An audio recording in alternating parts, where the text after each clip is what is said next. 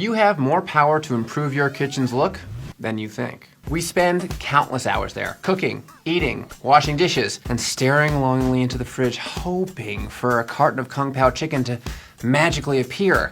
And yet, our kitchens often don't show our personalities.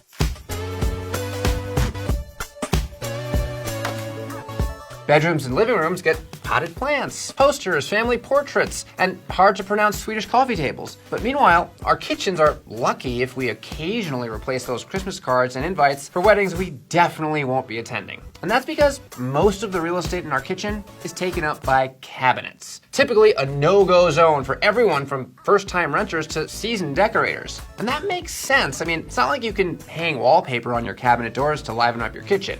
But there are some things you can do. Now, I want to be clear about something.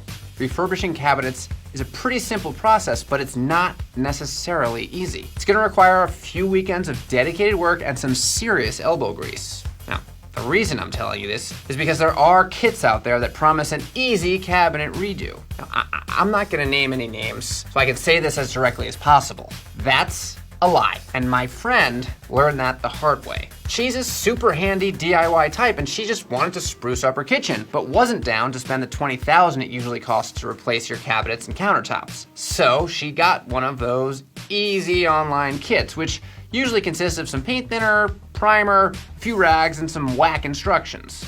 She stripped the old paint job, put on a few new coats, and voila! She had freshly painted cabinets that looked terrible. All the lovely sunlight her kitchen gets faded the paint. And on top of that, it chipped and cracked around the hardware from constant use. Why'd this job go astray? Because she was misled into believing that she could skip the most time-consuming but also the most important part of cabinet redo: sanding. Cabinets are like kids.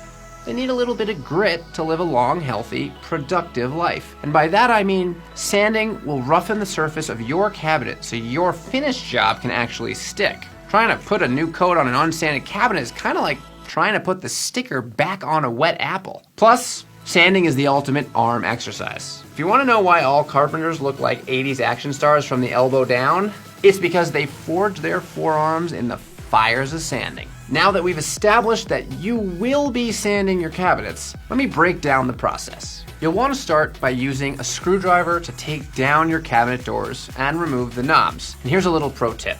Label each cabinet with a sticker on the back so there's no confusion when it's time to put them back up. Lay out the cabinets in a well-ventilated room. You're going to be using various staining and cleaning compounds and kicking up a lot of dust when you sand during this job.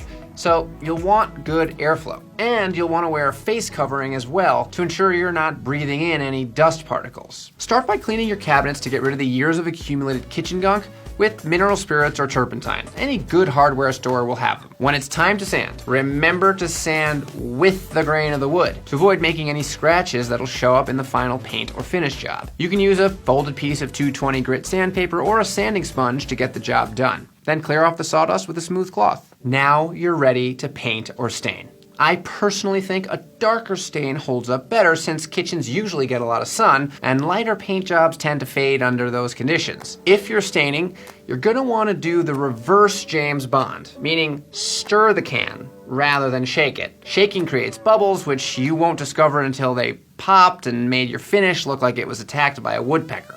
While your stain dries, go shopping for the piece de resistance. New hardware. New cabinet knobs and handles go a long way in bringing any kitchen into this decade. And it's okay if you get unreasonably excited about it. Congratulations, you've officially become your parents.